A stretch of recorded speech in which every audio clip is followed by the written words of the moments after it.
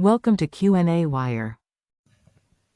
In this problem, we have been given that there is a brick which has mass of 1.5 kilogram, and this brick is moving on a horizontal surface which is rough, and it is moving at a speed of 13 meter per second and is able to come to a complete stop in the time interval of 4.8 seconds. So we need to determine here the total mechanical energy which is lost in this process. So initially here, this brick was moving at the speed of 13 meter per second. So it was carrying a kinetic energy that was half mv square. And since here it is on the same horizontal level, there is no change in the potential energy.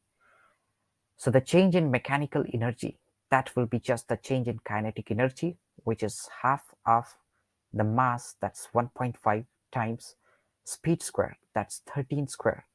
So here we squared this 13 and multiply that with 1.5 and further divide this by 2 to get the change in mechanical energy as 126.75 joules.